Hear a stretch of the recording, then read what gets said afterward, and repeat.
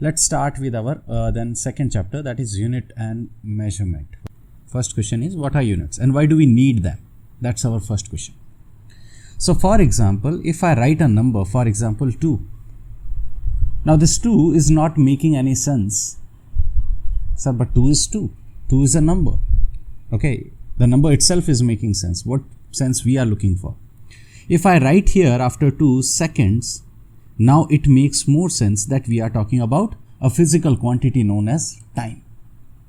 Similarly, if I write 5, now there is no meaning of 5. We don't know what is this, 5 students, 5 apples, 5 bananas, 5 people, okay, 5 books, we don't know. But if I write here kgs, now it is making more sense. So a number needs something after it. And that something is known as units.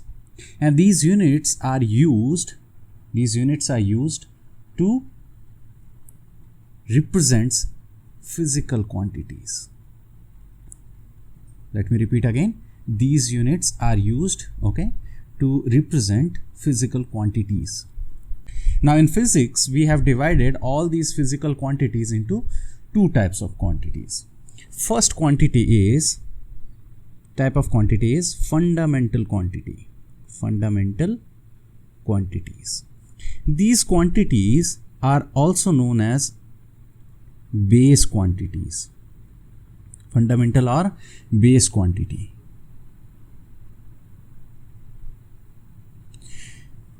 Now this base quantities or fundamental quantities are of 7 type. So there are 7 base quantities from which all other quantities can be derived, and those quantities we call it as derived quantities. Derived quantities. Now fundamental and base quantity or base quantity, which are those fundamental or base quantities? 7. Let's write them first. So first, okay, let me make a box here and let me write here these 7 fundamental quantities. Okay, so which are our basic quantities and from which all other quantities we can derive. Later we will talk about that. So the first one we call it as length. In everyday life we have to measure everything. Okay, now these days you can, if you look at your mobile screen also, people will go and ask, what is the size of the screen? The length, a very important factor which is used every day, mostly in every day in your life. What is the distance between your school or your college or your home? Length is a very important parameter. First, fundamental quantity. Second, mass. Today my bag seems very light. Oh, today my bag is very heavy because there are 2 extra notebooks. So mass is another physical quantity. Third is time. This is also used mostly in everyday life. So length, mass and time, they are very, very important quantities that will make something at the end. That will be used a lot of times in 11th standard portion. These 3 quantities. Other quantities we will talk about in 12th standard. Quantities like electric current. Electric current.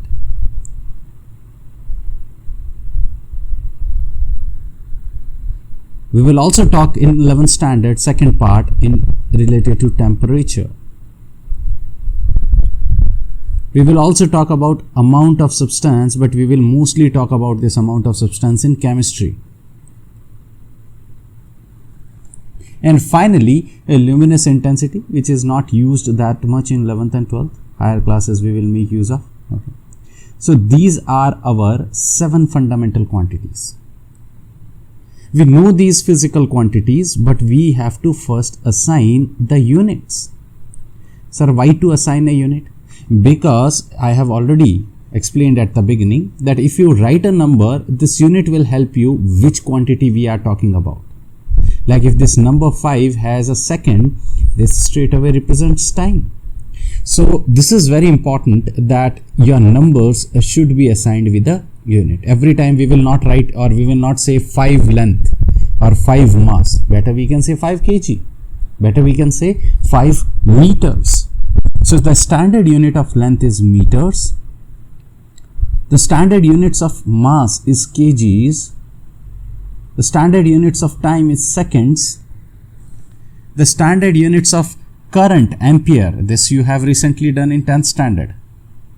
Ampere, electric current. The standard unit of temperature is degree Kelvin. The standard unit of amount of substance, mole, done in 9th standard, mole concept. Luminous intensity is candela, CD. So luminous intensity rarely used, but all other are most commonly used. Now, what is important thing I want to tell you in our first lecture is, throughout this journey of 11th standard and 12th standard, if any numerical problem arrives, listen very carefully, if any numerical problem arrives, you have to keep all the physical quantities in their standard units. Sir, is it compulsory? Yes, this is a good habit, and then you will only get the correct answer. So if everything is in centimeters, you have to convert it into meters. If it is in grams, you have to convert it in kilograms. Okay. There will be some situations where we will not convert these physical quantities into standard units. There will be some situations, and those situations I will tell you as we will move on. But put in a habit, okay, a habit that you always try to convert kilometers into meters, centimeters into meters, and so on. So these are our standard units, and we have to follow these standard units. Now these are the only, yes. Can we design more units? Yes, we can design more units, and such units are called as derived units. And the quantities which these units represent is called as derived quantities. I hope this is clear. So derived quantity is nothing but, let's write the very simple first one, speed. We have learned this from 8th standard. Speed is equals to distance upon time. Speed is equals to distance upon time. And distance, what's the unit of distance? So distance is length. So unit is meters. And what's the time? Seconds. So speed is, unit is, standard unit is meter per second. So simple thing is, you have to remember these 7 quantities, and using these 7 quantities you have to make your own units. As we will move on with different chapters like chapter 3, 4, 5, 6, 7, there we will make use of all these length, mass and time a lot, and there we will try to define as many as we can derived quantities. So other than the speed, if you don't know what is acceleration, though you must have heard it in 9th standard, but if you don't remember, it's okay for the time being, because we will again define it in the next chapter. And the acceleration was nothing but speed or velocity.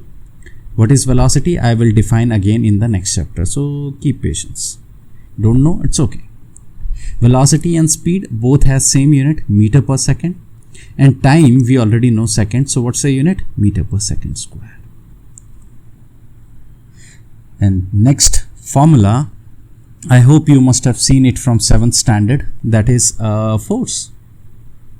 Force is mass times acceleration. We have learnt it from 7th standard, Newton's second law. So mass is here kgs, acceleration is meter per second square. So this is your unit of force, kg meter per second square, and so on. I hope this is clear. These are your fundamental quantities and derived quantities, and this is the way we figure out our units. So by now I hope you are clear with this thing, that why do we define units at the first place? Because if we give numbers, these numbers don't have any sense. You have to say that get 5 chocolates from the shop. Now 5 chocolates, that makes sense. But if you say get 5 from the shop, no sense. Similarly, physical quantities have units that put sense to the numbers. Let's move to one concept that will be used a lot in physics and maths. If I make a complete circle and the unit of this, and the radius of this circle is 1, let's say. Okay. So what do you mean by 1? 1 centimeter? Yeah, you can choose 1 centimeter, 1 meter, anything, whatever units you want. So I'm just keeping it as 1 unit. This is my center O. Now circumference of this circle will be what? Circumference of this circle is 2 pi r, 10 standard. But sir, you said that r is what? R is our 1 unit. So what's the circumference here? C is equals to 2 pi. Sir, what is this 2 pi? Now be very careful. This 2 pi is equal to this whole rotation, right? This whole circular path. Even if you are taking it on this path, this whole circular path is 2 pi. That is our perimeter, right? That's our circumference. So if you make a circle, it is always equal to 2 pi if r equal to 1. Okay. So we can say that what is the angle? Sir, angle made by the center here, starting from here to here, we know that from 10th standard, this is 360 degree. So for this particular circle, then we will generalize it later. So for this particular circle, 360 degree is equals to 2 pi. Let me repeat, 360 degree is equals to 2 pi.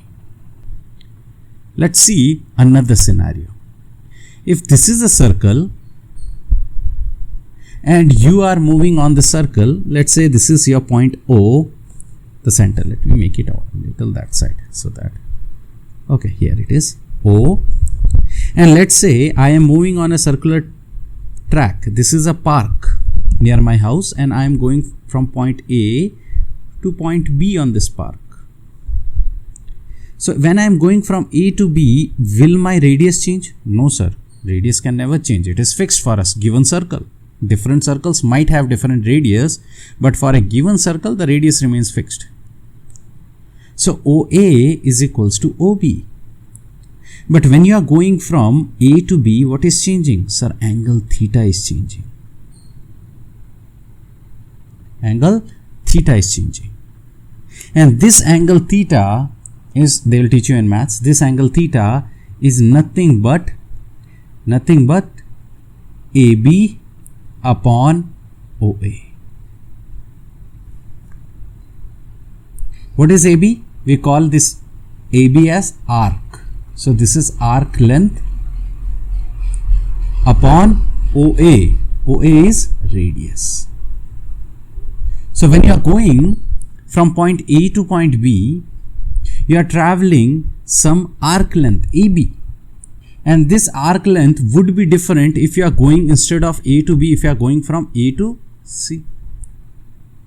And you can see that when you are going from A to B, this arc length is different, A to C arc length is different, but even the angle is different.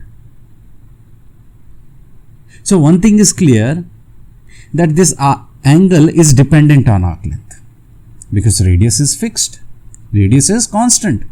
No matter if you are going from A to C or D or E or wherever you go on the circle, theta is always equal to arc length upon radius for a given circle. Now arc length, what is the unit of length? Meters. And what's the unit of radius? Meters. This will cancel out. So what is the unit of theta? It's a unitless quantity. Often they ask in competitive exams that what is the unit of angle theta for any circular motion. Theta is unitless. Okay, fine. So if I am traveling, focus here, if I am traveling from A, now this is very important relation. If I am starting from A and I am coming back to A, what will be my arc length? Sir, your arc length will be 2 pi r. If I am starting from A and I am coming back to A, what will be my arc length? So 2 pi r whole divided by r. This will be your theta. So this proves that if you are starting from A and coming back to A, then the angle will be which angle? This theta. Which theta? Let me make it with another color. So this black one, this angle. Starting from A and coming back to A, this angle will be 2 pi. And how much this angle we found recently, just now I have told, this is 360 degree.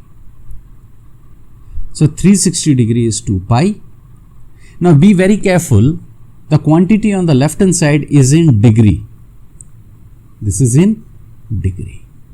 This quantity we call it as 2 pi in radians. We call it in radians.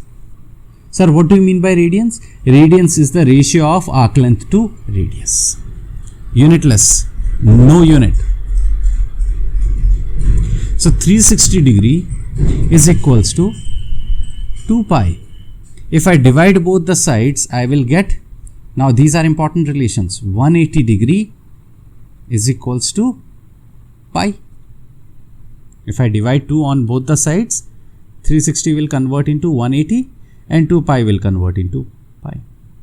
So, first important thing, these relations are very, very important. If 180 degree is equals to pi radians, let me write here in words, radians, 1 degree is equals to pi by 180 radian. In 1 degree, how many radians are present? Pi by 180. Okay, fine. But if I take this pi on the left hand side, or in a simple sense, if I divide pi on both the sides, I will get 180 upon pi degrees. That will be equals to how many radians? 1 radian. Second formula.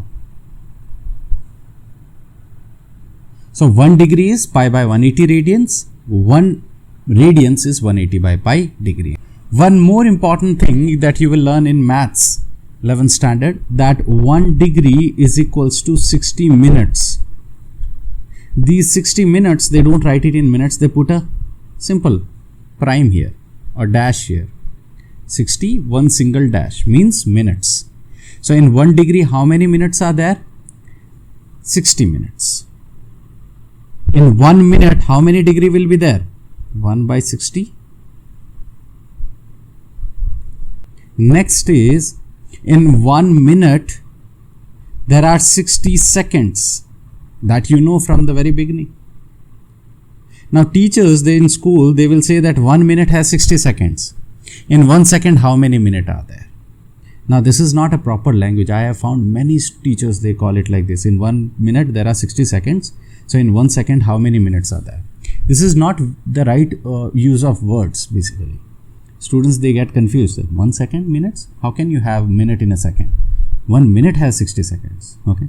So proper way of saying this is 1 second is 1 by 60th part of a minute. Let me repeat. 1 second is 1 by 60th part of a minute. These are the very important formulas required for many problems. Now what type of questions can be there? Okay, let's do a few particular problems, okay, and then we will go to the next topic. So they can ask you, first question I am doing here, convert 60 degree into seconds. So pay attention here. You are given with 60 degree and you have to convert this 60 degree into seconds. So first of all, in 1 degree, how many minutes are there? Because first you have to convert it into minutes, right? So I am making a rough diagram here to explain you that how to proceed. Okay, I am writing in short form. If you are given with, first of all, radians, you will convert this radians into degrees, and degrees will be first converted into minutes, and minutes then finally converted into seconds. So can't we directly jump from degree to second? No. First you have to convert it into meters and then seconds, right?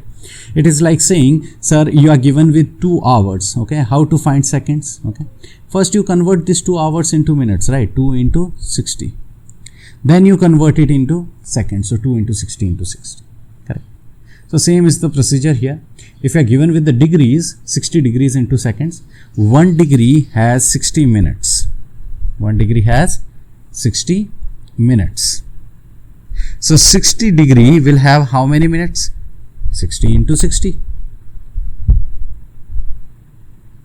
And if this much minutes are there, how many seconds? It will be 60 into 60 into 60. This is your answer. Let's move to the second question. Question number 2 I am taking randomly. Convert 5 radians, randomly I am taking, into seconds. 5 radians into seconds you have to convert. Now 5 radian, 1 radian, you can see here, first we have to convert radians into degrees, then you have to convert degrees into minutes, and then you have to finally convert minutes into seconds. This is our procedure. So what we will do? We will first convert radians into degrees. So 1 radian is equals to, as you can see the second formula over here, 180 upon pi degrees. 1 radian is 180 upon pi degrees. So what will be your 5 radians? So 5 radian will be 5 into 180 upon pi degrees. So this red part on the right hand side is what? This is your degrees. So what you will do? You will convert these degrees into minutes. So how do you convert it? 5 into 180 upon pi multiplied with minutes. Now this is your degrees. So how many, in 1 degree, how many minutes are there? Into 60. And finally into 60, this will give you seconds. So sometimes they can also give you to convert seconds into radians. So this, in that case, first you have to convert seconds into minutes, then minutes into degrees, and then finally degrees into radians. Let's remove this and let's understand errors.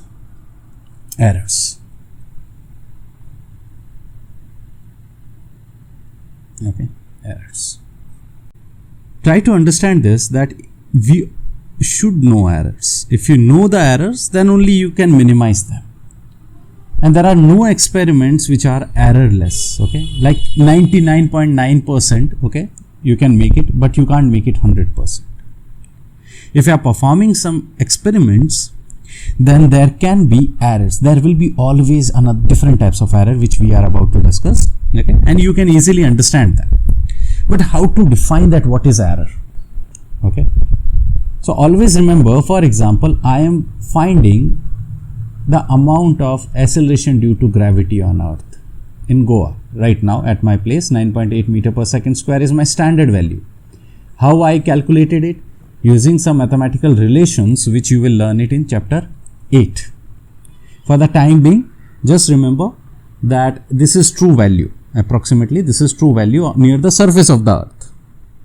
Now I am doing some experiments in physics lab and my values are coming as 9.65 and sometimes they are coming 9.9. Okay.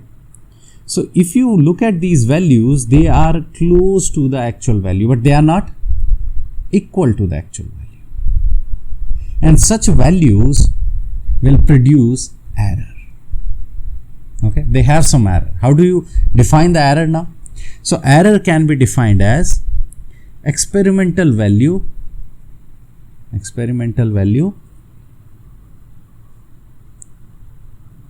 minus theoretical value. Sir, what is theoretical value? Theoretical value is something which is proved using some mathematical relations, okay, that you will see in chapter 8 properly, that why it is 9.8 and how we got it 9.8 for Earth. So if you go for different planets, you will get it different values. So this experimental value minus theoretical value, we call it as error. So will this experimental value always greater than the theoretical value? Not necessary. So we will put this magnitude or modulus sign, or some teachers call it as absolute value function. What do you mean by absolute value function? We just care about the number. We don't care about the sign. For example, if let's say theoretical value of some physical quantity is 2 and experimental value you got as 3. So 3 minus 2, you are getting in this case 1. And in case if you are getting 1, experimental value and theoretical value as 2, still 2.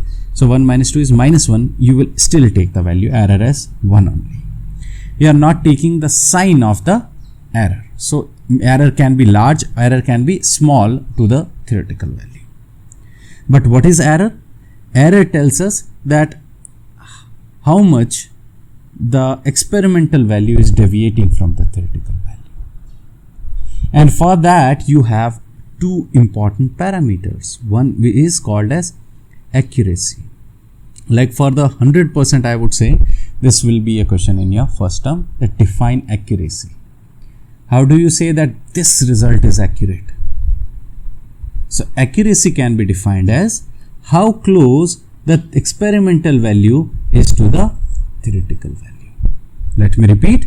Accuracy is a parameter which tells us that how close the experimental value is to the theoretical value. Another parameter is very important, and that is called precision. Now many students, they are confused in this word precision because there are two different meanings of this. Okay, let's discuss these two meanings. So precision means I gave a student an experimental setup. That student is performing the experiment and the true value of that experiment is 9.8, let's say. And this person has done experiments 10 times and every time his values are coming close to 7.5, 7.6, 7.4, 7.5. These are his experimental results. Okay. All of them, are they accurate? No, sir. They are not accurate because they are very much away from the theoretical value. This student is not getting the correct answer, but this student is getting precise answer. Why precise? Because he is doing some common mistake every time. Or maybe there is some experimental error. We will talk about different types of errors. Okay. But this person is precise. He is getting the same result every time. And it's very close to 7.5. Which means his result is precise. First definition of precision. Second is, there are two students who are performing this experiment. One person is getting a result of 9.5. Another student is getting the same result of 9.5487. Let me repeat. There are two people who are doing an experiment whose theoretical value is same, 9.8. And experimental value of these two people is 9.5 for the first person and second person 9.5487. So which one is more precise here? Both are equally accurate. You can't say easily that who is more accurate. Obviously the second one seems to be more accurate, but the second one is more precise also. Why precise? Because not only to the second decimal, after decimal point, this person has reached the resolution to third digit also, which means he is more precise. The limit up to which it's a resolution up to which a quantity is measured is called its precision. So these are two different ways of defining precision. Precision means either you are very precise, you are getting same results, okay, repeated results, okay, while performing an experiment, or you are going beyond. For example, if I give you a simple meter scale, you can measure millimeters maximum, okay. But if I give you a screw gauge, or if I give you a vernier calipers, you can go beyond that. So vernier calipers and screw gauge will be more precise than a meter scale.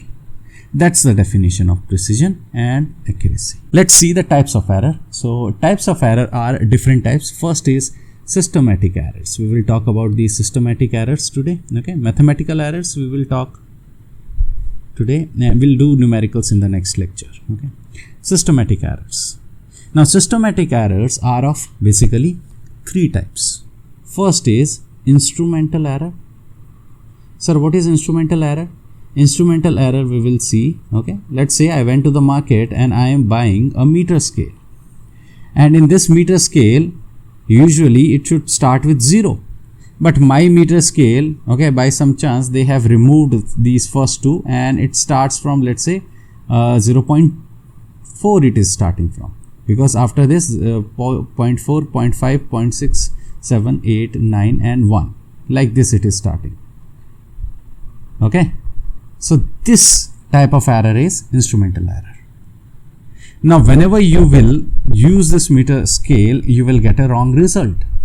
So if you know the instrumental error, you can use this meter scale. But for a person, like if I give it to a 5th standard student who is completely new to meter scale, let's say, then for that person, he or she will not be able to measure it correctly.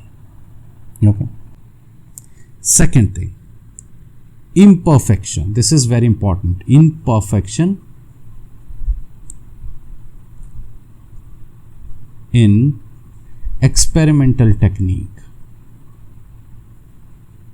Imperfection in experimental technique. Okay, your instruments are fine, you are fine, but you don't know how to use the instruments. That is called imperfection in experimental technique. I gave you a thermometer and told that go and check the temperature of this person, or temperature of he has a fever, so check this person's temperature. Now you have never used a thermometer. Now instead of putting it in the mouth or armpit, okay, what you do? You are just taking the thermometer and putting it in his hand, and after some time you are getting and you are saying he is normal. So for doing some experiment, you should know the proper technique. If you don't know the technique, okay, there will be some problem. And third type, personal error. Personal error, very common error. Let's say I am doing some experiments from microscope or telescope where I have to use my eyes, but my eyesight is weak. I can't see properly. I have lenses. In that case, my result will vary and I'll have a personal error. This is your first type of error.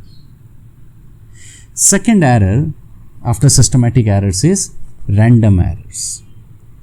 These are some mathematical errors which are randomly generated that you will understand more in more depth, okay, later in undergrad.